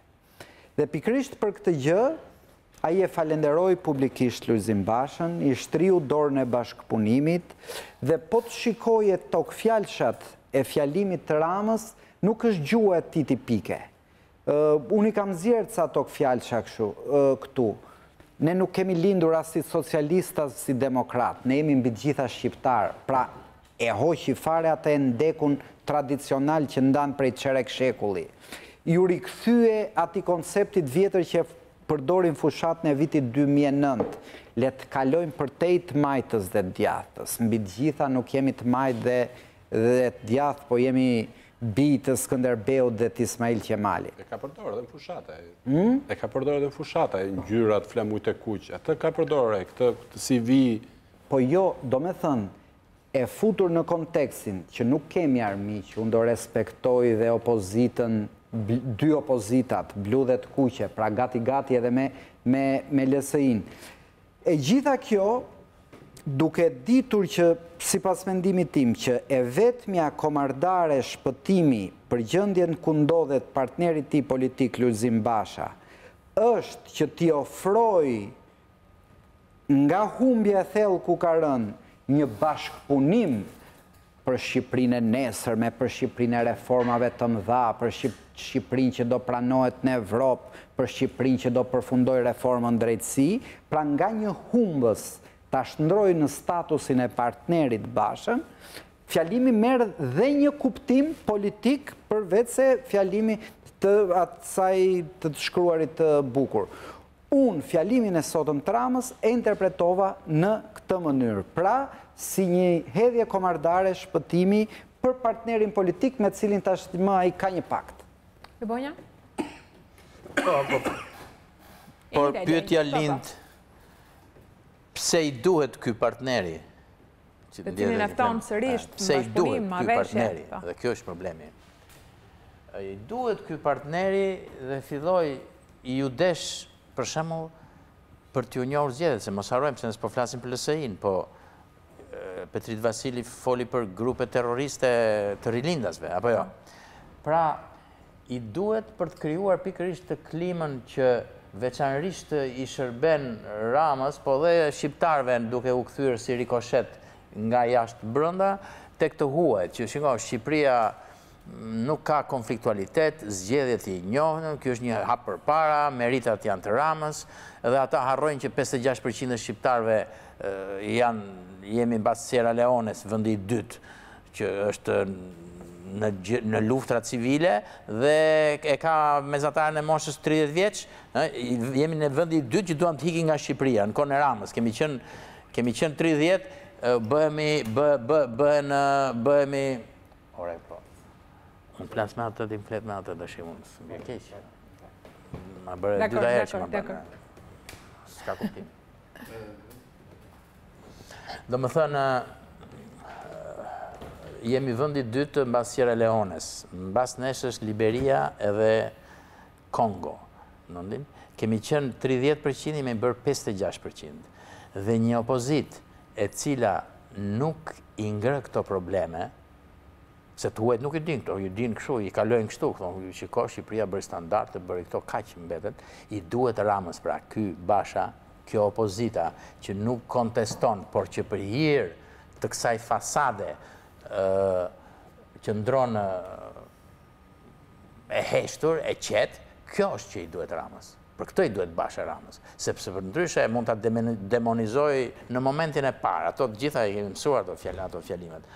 Kjo është, dhe ky është problemi i madh që kemi ne, që ngelimi pa opozit. I thot Ylli, vazhdimisht, ngelimi pa opozit, sepse kemi Ilir Metën, që deri tani ka qenë në pushtet, dhe do ta shohim sa mund bëj opozit.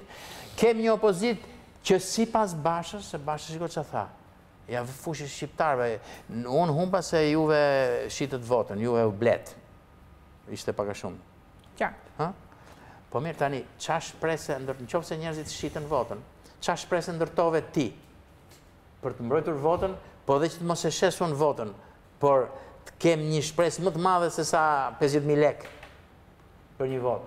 Ti duhet më ndërtosh këtë shpresën 50.000 lek. Në qoftë se unë të shofë që ti bashkëpunon me këtë që vjedh votën, si pas teje, po unë mendoj që është e vërtet që strukturat dhe ky është problemi madh. Pra, Basha i duhet Ramës për të ruajtur fasadën veçanërisht për ndërkombëtarët, por që ja kthen pastaj shqiptarëve nëpërmjet jehonës së shmjeshtër i propagandës, nëpërmjet ambasadorëve, e gjithëve me radhë që vinë e ikin këtu.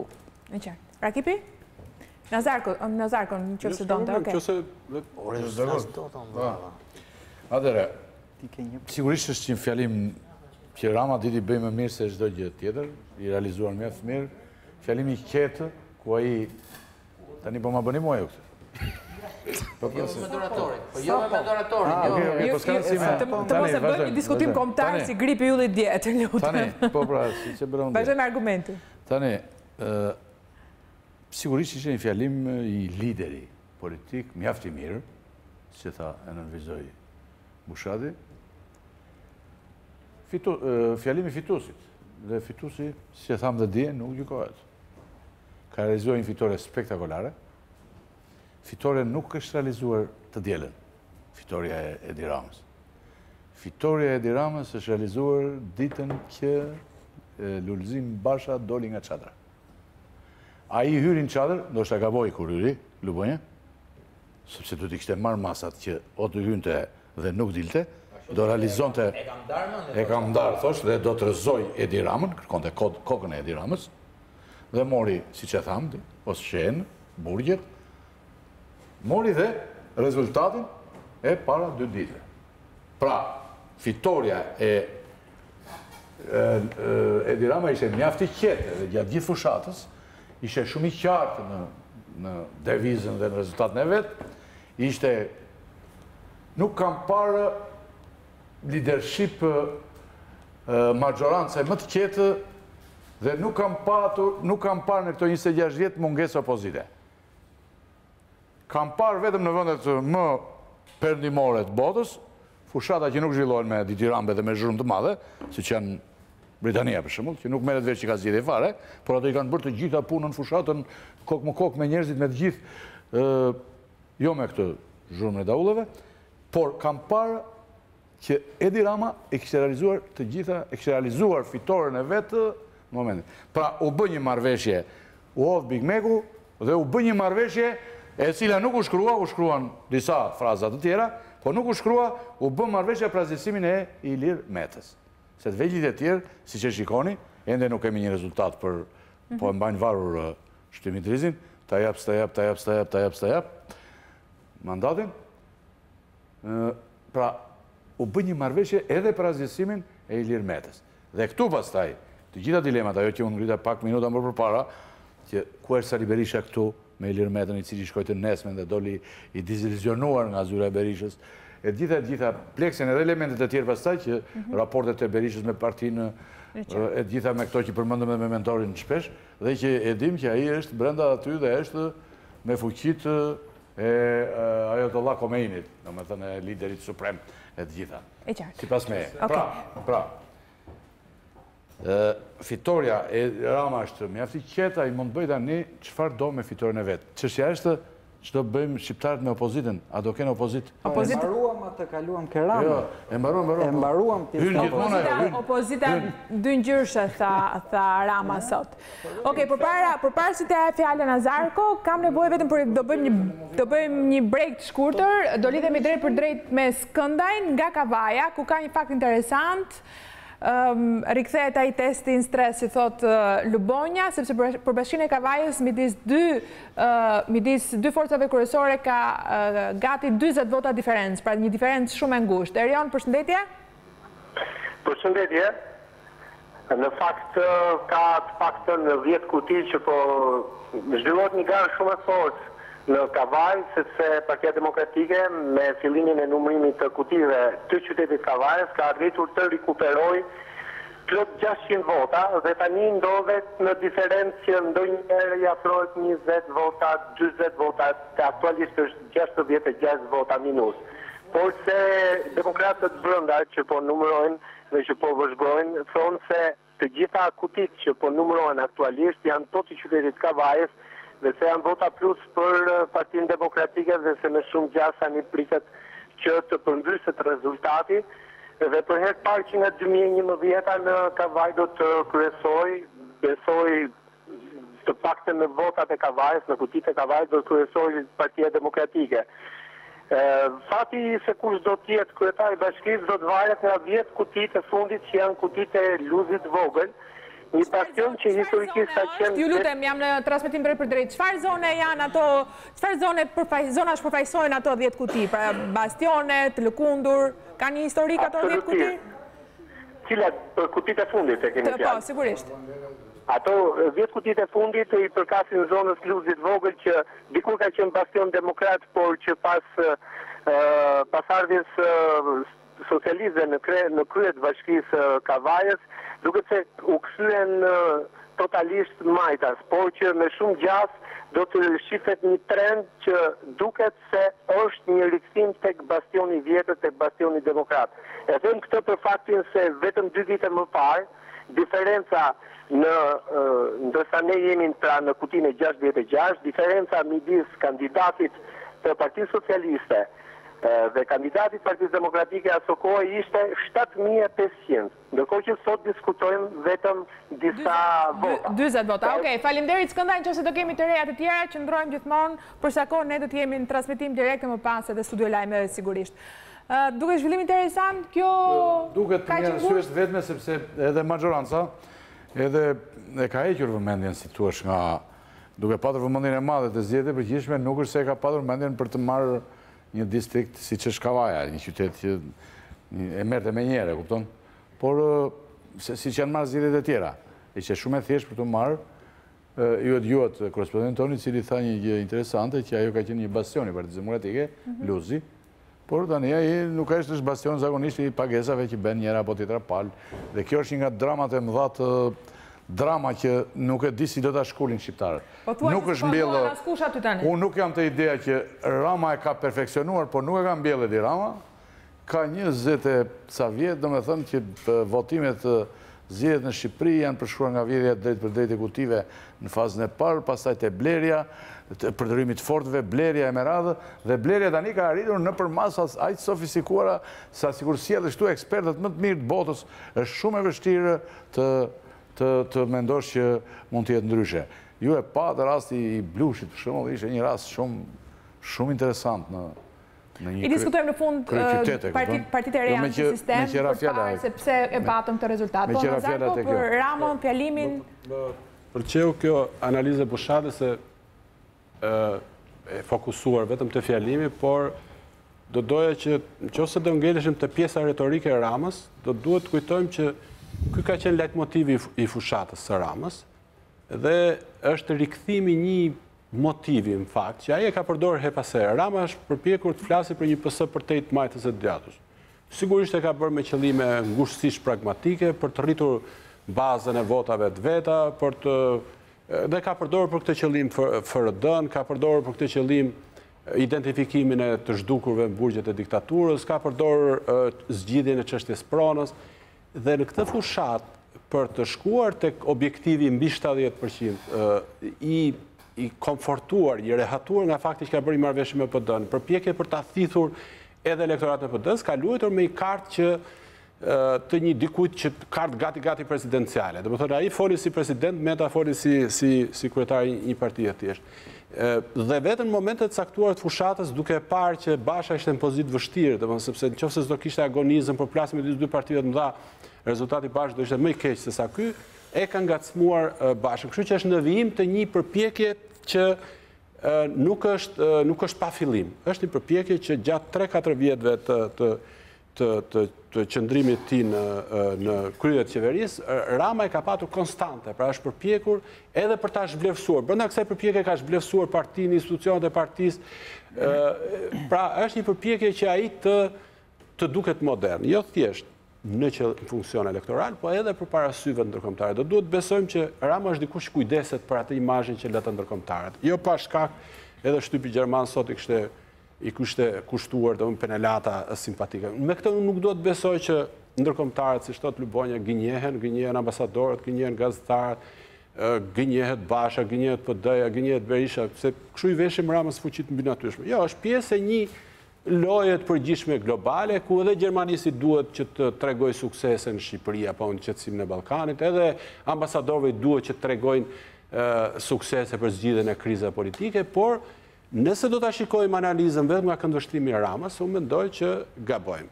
Nga klima e detantës politike që është krijuar me Ramën për shkak të interesave të veta ekskluzive, me Bashën për interesave veta ekskluzive, fiton Shqipëria. Dhe fiton imazhi i vendit, fiton ajo që është objektivi kryesor i perëndimit, që këtë zonë të Ballkanin vetë, përgjithësi ta ankoroj te Bashkimi Evropian me ftesën për antarësi me çeljen e negociatave. Një nga këto gazeta gjermane thoshte që objektivi ambicioz i Ramës është çelja fillimi negociatave në dhjetor të 2017.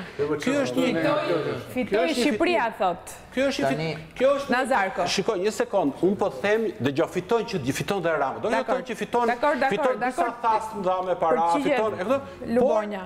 nëse ne arsytojmë vetëm me një ngjyrë, ne i veshim aty fuqit mbi natyrshme, ne interpretojmë atë nga këndvështrimi i qëllimeve dhe nga sikur tërë bota rrotullohet rreth Ramës. Kjo është fakt ajo çka do ai. Siç e thash unë po e përsëris që fakti që jemi mbas Sierra Leones, vendi i dytë në botë që duan të lënë Shqipërinë me 56%, ndërkohë që në kohën e Berishës që ka qeverisur Beter ke qenë 30%, është i mjaftueshëm për çdo njeri normal që të thotë që këtu ka një problem. Ka një problem se ka marrë 74 vota, Lubonja. Jo, ka një problem ky vend. Dakor, po nga ana tjetër... Po mirë pra tash, atëherë pikërisht këtu duhet të shpjegojmë paradoksin. Si është e mundur që është kjo shifër, si është e mundur që ndërkohë që në azil kërkusit në Gjermani, shqiptarët janë mbas Sirisë, në qeverisjen Rama, vjen ky rezultat. Si ka mos i s'pas ka një ndëshkim? Është paradoks. Pse s'ka ndëshkim? Edhe Putini shumë vota me zonja. Pra, tani, dhe këtu i lëm ndërkombëtarët dhe të merrim me ne, sepse ata në yllje mban më mirë 97-ën, ky regjim gangsterës që ne mbështesim e ka shkruar Andrew Gamble vetëm në shkurt të 97-ës për Berishën. Artikullin e famshëm që bëri Buja atëherë. Kështu që kur të vi tani pra një regjim gangsterës që ti e mbështet mund të jetë dhe ti vazhdon e bën politikat siç i bënde. Tani paradoksi është ky pra që këtu është ndërtuar një regjim që akumulon vot nëpërmjet gjithë strukturave që janë ngritur dhe që ai regjim që denonconte Bashan Çadër për t'i rënë të shkurt. Tani, të thuash, si thot Nazarko, që ajo që bëri Bashan Çadër ishte gabim se e dëmtonte Shqipërinë, se denonconte 1, 2, 3, ndërkohë që bota duhet krijoj një imazh të mirë sepse kështu mund ta fusi, siç nën kuptohet, Paka shumë, në qoftë se nuk e the, nuk ka rëndësi, rëndësi ka që siç mendojnë shumë kështu, ose që rënë bashkë. Po, unë kështu e kuptova, kjo mungesa e konfliktit, pra një opozit që s'është konfliktuale, një opozit që nuk i denoncon këto gjëra, që nuk i thotë Ramës se je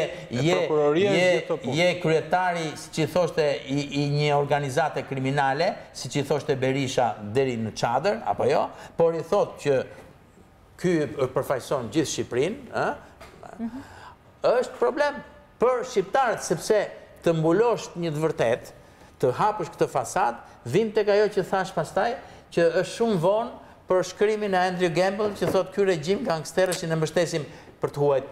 Kështu që ne shqiptarët që kemi mësuar tashmë që të huajt dhe gabojnë, kanë mbështetur, me që se ky argumentet të huajve i kemi thënë 100 herë këto gjëra, po të huajt kanë bërë Irakun lesheli, e kanë bërë shumë gjëra lesheli, botën arabe komplet, kështu që nuk duhet i marrim për njerëz që nuk gabojnë edhe s'kan interesa, apo njërën tjetrën, ka dhe interesa vërtet, stabiliteti mbi të gjitha, por ne duhet marrim frena dorë, dhe Basha këtu, për të kthyer te Basha pak fare, nuk ka treguar këtë karizëm, pra, ju nështrua të huajve, ndërkohë që me qenë se po flasim për Ramën, mendoj që kjo teoria tjetër që duhet ta them për te të majtës dhe djathtës, kjo është shumë negative, është shumë e rrezikshme, do thoja, sepse ne kemi nevojë për t'u përfaqësuar populli dhe jo për te të majtës dhe djathtës, sepse në qoftë se ne kemi nevojë sot, sipas mendimit tim, është pikërisht që të kemi një parti të majtë, parti që të përfaqësoj pjesën e pa përfaqësuar ata që 56% që do të ikë. Që do të largohet. Dhe për fat të keq, Rama përfaqëson atë oligarkin, atë 5% që pasurohet, që kontrollon gjithë pushtetet edhe financiare dhe gjithë mediat, dhe Basha ka përfaqësuar po këtë, dhe kështu që të heqësh gjitha këto dhe thua që unë jam kujdestari i juaj dhe të qeverisësh me ca me një grusht njerëzish dhe tjerë t'i vësh në rresht, jemi shumë afër Enver Hoxhës, që thoshte partia, uniteti partisë, i popullit me partisë, është një parti që duhet për të gjitha. Ne kemi nevojë për përfaqësim dhe një nga gjërat që e pyet Arben Imami nuk ma tha, prandaj kërkoja, është pikërisht kjo. Kjo PD do t'i kthehet njerëzve të varfër të rënuar, apo do të kthehet prap se s'kam tek ata oligarket e ata të fortë që ka pasur, se çat fort që ka Rama sot që po marrin vota ndaj këtej gjithë me PD-n kanë qenë. Nazarko? Po, duhet të sqaroj Sparin lidhe me çështjen e çadrës. Unë kam thënë dhe i mbahem kësaj qasje, dhe përpiqem të jam koherent, jo në kundërshtimin ndaj të gjithëve që flasin me Ramën apo që janë pro Ramës e tjera, por në atë që vendit i duhen institucione. Këtu denoncimin për korrupsionin, për kanabisin, nuk e bëjnë as kryetarët e partive, as ato çupërlina që nxjerrin në për ato podiumet e konferenca shtyp, po e bën prokuroria, e bën policia. E nuk e bëjnë gazetarët e guximshëm, dhe vetëm pasi që mblidhen rezultatet nga institucionet, atëherë dalin politikanët e tjerë. Kjo është qasja ime, kjo funksionon perëndim. Shqipëria nuk mund të aplikojë ndonjë model tjetër ku i vendosin politikanët ato nofkat, vendosin sentencat e dënime penale nga 15 vjet nga gjithë tjerë. Kjo është qasja që ne duhet të adoptojmë. Sparis, dyti, në çadër, Basha zgjodhi një retorik ekstremizuese kur afrohesh në fushat elektorale. Edhe vetë Berisha, që është kampioni i opozitës tipi denunciator, zgjedh një retorik trumbullaksuar që tërheq vota dhe nga elektorati i gri, dhe nga rinia, dhe nga fshatarë, dhe nga... Pra këtë kuptim ai është një retorik veçkatruese. M'fal, nëse personalisht çadra. Okej, dakor, vetëm për çadra. Personalisht çadra, mua më kanë nuk ka trondituar asnjëherë me idenë që po priqen institucionet. Sepse ajo ka qenë shumë qesharake për mua. Ka qenë një teatr. Po. I Zotit Basha, po jo... Siç ishte edhe i Rama. Edhe trembja për të trembemi nga çadra se mos prishin institucionet. Jo, edhe duke qenë qesharake. Ata, qesharake pra. Por Zoti Nazarko unë kujtoj një gjë shumë të thjeshtë që ka ndodhur te fqinji ynë i jugut. Digje e Athina një herë në 2 javë. Morën evropianët parat. I sollën me vrap aty. Fitoi Tsiprasi, një tjetër gjë i zhduku ato 2 palët e mëdha. Të korruptuar në thelb, si që janë Ballkanikët, si që është dhe këtu, dhe si që përshkojnë gjera këtu. Unë dhe ti do të avojmë nesër. Po, të regulojmë punë të Shqipërisë, për ata e Greqinë e regulojmë vonë. Jo, shembull është një shembull. Edhe Irakut është një shembull për ne. Është një shembull për ne. Se ti more Gjermanin tani. Po flisin që shtypi Gjermanin. Ti jo. Ti jemi... Mos i gënjen Rama të gjithë këta. Mos u bëj double standard. A more shtypin Gjerman. Po. Dhe e the që edhe Gjermanëve ju duhet që Shqipërinë ta integrojnë, sepse u bëhet mirë dhe atyre. Ore, ne çfarë na bëhet mirë? Në qoftë se perëndimor u tremën nga çadra e lulit, po të pyet, po të themi gjë shumë thjesht. Nuk u trembën nga grekët që e diqnin në Athinën një herë në 2 javë, por u lshuan aty dhe ndihmuan atë vend për të hequr të keqet madhe që ishin 2 partitë e mëdha. Mos hym gjerë te kjo, për mua personalisht ta thash. Çadra ka qenë një gjë shumë qesharake për mua. Siç ishte edhe çadra e Ramës. Ai ishte teatr. Ajo ishte. Jo, si shumë teatr, jo. Rama, Rama kishte më të drejtë se kjo çadër. Rama do të numëronte votat më. Do të për kaos. Rama nuk thoshte më jep kokën. Mjeti përdor. Për çfarë po diskutojmë? Jo, po diskutojmë një gjë shumë thjesht që çadrës nuk i ngjan në rastin i thotë ky. Por çadra s'ka pse të tremte institucionet. Hajde më tepër çadra e lulit, nuk trem njëri në botë. Po dhe solla shembullin kemi vetëm politikanët nuk duhet denoncojnë mbasi i ketë provuar drejtësia krimet. Atëherë se politizoni institucionet. Falmë Nazarko, atëherë pse flitet për reformë drejtësi thua ti dhe po e bëjnë politikanë. Minut. Pra, gjerë tani çfarë ka ndodhur? Ka ndodhur që drejtësia dhe policia kanë qenë të kapura nga pushteti. Dhe nuk bëhet dot një drejtësi. Kështu që Ti thua tash mos flasin dhe politikanët dhe të presim ne sa ndërtohet ajo drejtësia. E pra, çdo qytetar duhet flasë dhe qytetar po. Edhe çdo politikan duhet flasë. Çdo shtatër ka qenë ai fatos deri tani. Okej. Ndërkohë që Partia Demokratike ka kaluar me 5 vota përpara në Kavaj, është lajm ky se vlen të analizohet edhe në këtë situatë ku ka humbje të mëdha. Si Amini që tha kur tu e pat Kavajën tha ç'po më duhet Shqipërinë, po flasim për Shqipërinë tani. Nuk ka krahasim, lajmi është që Partia Demokratike kalon në avantazh në Kavaj. Mund të dorëzon Kavajën. Shiko, ka një konfiguracion tjetër. Ngaron dhe LSI-ja, vota e të majtës ndahet, ka një analizë. Nuk është shumë e rëndësishme, megjithatë e diskutojmë. Po, nuk është shumë e rëndësishme, po jemi televizion informativ, jo, nuk e holla për diskutim, e holla për lajm. Ne s'kemi ardhur përgatitur për Kavaj. Nuk ju kërkova koment. Atëherë, 15 minutat e fundit do doja t'i shpenzonim për 2 pyetje të reja të këtyre zgjedhjeve që kanë qenë sfida dhe gjithashtu libra e Bemblushit. Të ka surprizuar rezultati Bushati? Ndërkohë Regjia mund të mundsoj të grafikun që të shikojmë edhe një herë numrat e votave. Jo, nuk më ka surprizuar, sepse në një palë zgjedhje, Jo këtë grafik të lutem, grafikun e... Ta falat para. Në shkallë kombëtare të votave, po. Në një palë zgjedhje, ku një parti e vdekur që e kishim marruar që nga kohë e Zanit Çaushit, si PSD-ja, merr Tom Doshin dhe nxjerr deputet, kur një parti që thot që mbron interesat e çamve, po shet licenca shtetërore për të mbajtur partinë, dhe pastaj gjen dhe zbulon çam në Dibër, arrin nxjerrë deputet, apo në Peqin, parti që duan të konkurojnë me ide nuk fitojnë dot në këtë sistem.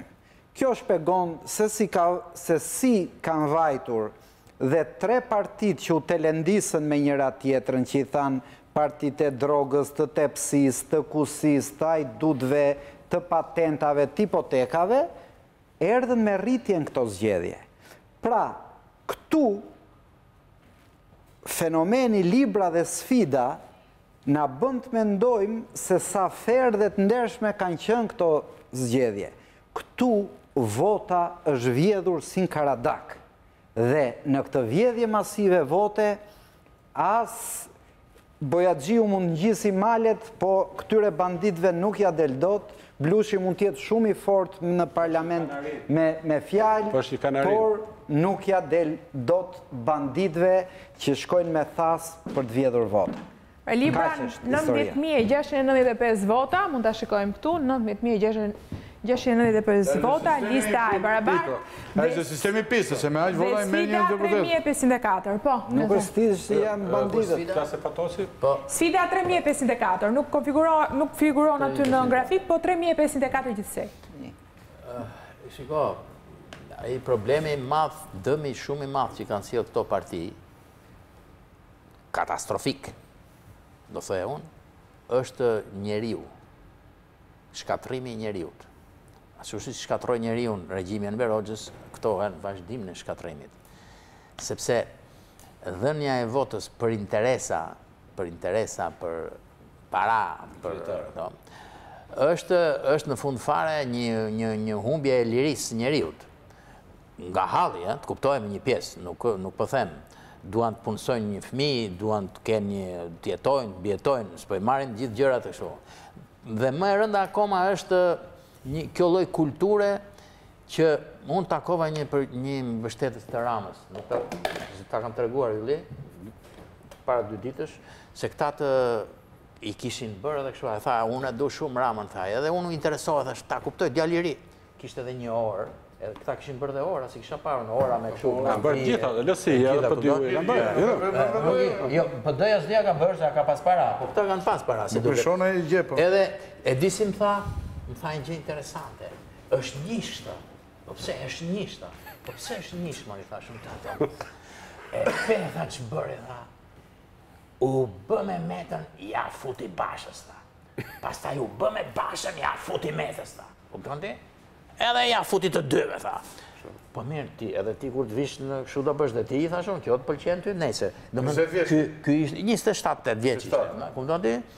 Dhe tani, ky është një problem shumë i madh i shkatrimit njeriut. Dhe vim te libra, pastaj edhe tek sfida. Tani, dhe pyetja e madhe që ngrihet për mua, po kjo do një emision tjetër që mund ta ngrihem, është ore do të mund ne t'i heqim këto partitë dhe të lindi një lëvizje re pastër me moral, të ri, apo njërën tjetërën, apo ndoshta duhet pësojme të transformohen këto partitë kur të bëjnë fëmijët e tyre në qikë më të mirë, ndoshta s'do duan aq shumë para dhe makina, do duan qikë më shumë keni ide në kokë këta fëmijët e këtyre oligarkëve dhe këtyre që mbështesin këto parti. Domethënë si do transformohet kjo shoqëri? Kjo është pikpyetje e madhe. Me të shoh unë, ka degradim akoma. Ky djali, domethënë, nga babai tek i biri në tërësi është rënuar, si te Franku i Pesti i Dyrematit, që në fund fare, kur erdhi i biri nga Londra nga studimet, i tha babaj, ti ke lexuar shumë Goethe, tha dhe kështu, tha futu dhe ti këtu, tha dhe një arkivol që ishte metafor që i fuste ai që i qëron. Domethënë, është problemi madh se shku po shkon Shqipëria dhe dështimi i tyre, se nuk dua të shkoj djetë dal jashtë temet, se më kritikon Bushati, është që në fund fare libra, dështimi i librës është dështimi i librave në Shqipëri. I njerëzve që lexojnë libra. Është fatkeqësi. Atë është stres në mes me intelektuali që përfaqësonin këto dy parti. Në qoftë do merreshim e ta shikonim që të gjithë analizën e zhvillimit në vend vetëm të lidhur me Ramën, unë vazhdoj të mbajmë pikpamje se i veshin fuqit mbi natyrshme që ai nuk i ka. Po jo më ka oligarkët mbrapa, sigurisht, është e vërtetë. Po, tani kjo është analiza reale. Kur flet për oligarkët nëse ka një raport ekskluziv. Po gjetin ata të paguar. Një minutë, univok vetëm me një grup pushteti.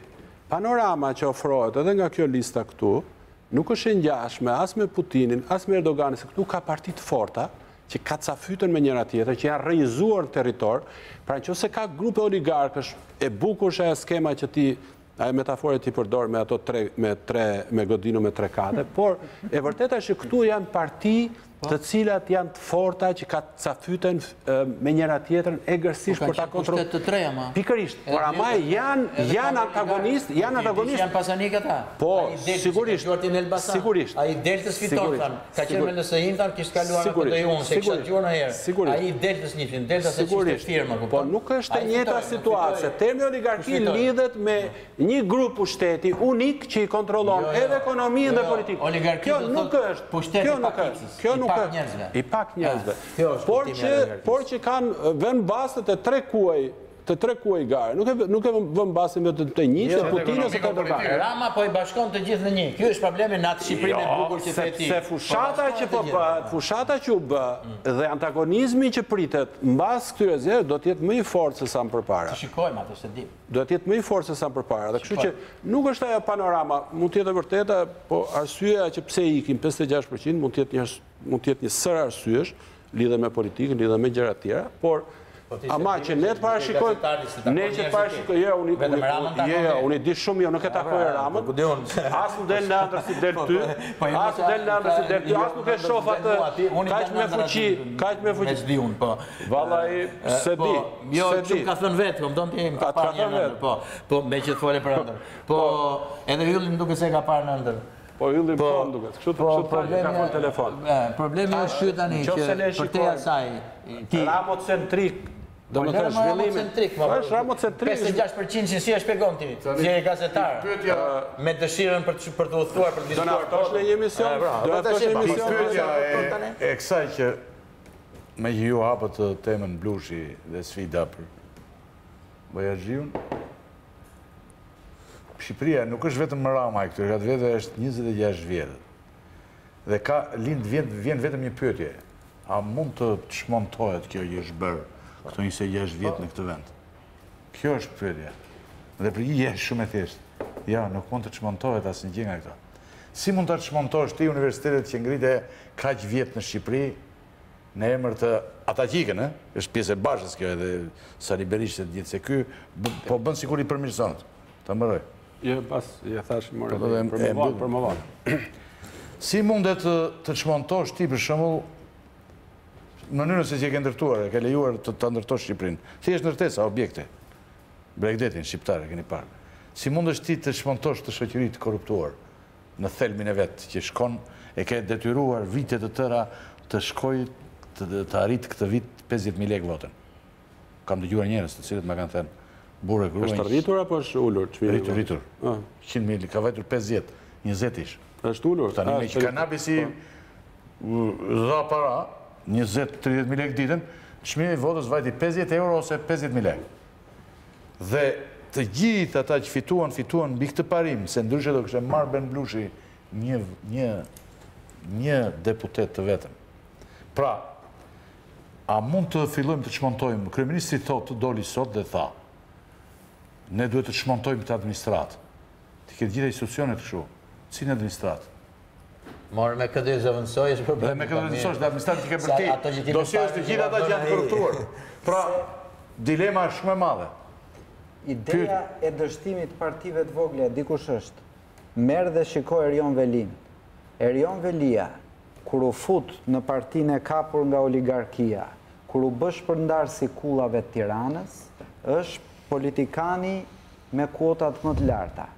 Kur donte të provonte si sfida dhe si libra, shkoj dhe u katandis me 5.000 vota në gjithë Shqipërinë. Pra, kjo është problemi, po nuk u bëre personi i kapur që jep garanci këtyre që po nuk dorëzove veten, nuk bën përpara në politikë. Po, dorëzove veten, ke mundësi të bësh përpara. Nazarko, për të mbyllur, sepse kam përfunduar minutazhe. Nëse do ta shohim situatën kështu, dhe prapë Ramën qendër, me vërtet do duket pesimiste. Ndërkohë që unë shikoj, një sekond, qëse mendoj që ju të tre flisni një lloj, atëre, jo da i tha diçka tjetër, po marrë me atë që më the ti, atë që më the ti, nga ajo e mora spunton. Si do ndryshoj gjendja? Gjendja do ndryshoj, se Shqipëria sot i ka kufit e hapur. Sot, reforma në drejtësi është reformë dhe ndërkombëtare, është reformë ku ndërkombëtarë zgjedhin gjyqtarët, zgjedhin prokurorët, dhe gjyqtarët dhe prokurorët i shkëputen gjithmonë më shumë ndikimit politik, se do marrin rroga më të larta, do t'i kontrollojnë llogaritë bankare, do t'i kontrollojnë telefonat, është një përparim minimal përpara. Nëse nuk e shihni vetë përparim minimal përpara, pse çfarë them unë? Është përparim minimal përpara. Po testin mos e atë vetingun për cilin flet ti. E kanë bërë në Kosovë para 7 vjetë. Nuk është e njëjta gjë. Edhe në Kosovë prapë se prapë drejtësia është më pak e korruptuar se këtu. Kemi emisione, është gjithë korriku përpara, do flasim edhe për Partinë Demokratike, do flasim gjithashtu edhe për garën brenda Partisë Demokratike. Kemi kohë, do flasim edhe nesër, pra se do të shihemi nesër mbrëmja me studion e hapur dëruar televizionist. Faleminderit Bushati, Lubonja, faleminderit Nazarko, faleminderit Rakipi që ishit me mua sot, faleminderit gjithëve që na ndoqët. Bashkë shihemi nesër duke filluar transmetimet normale me emisionin Studio e hapur së bashku. Natën e mirë. I futë një moral.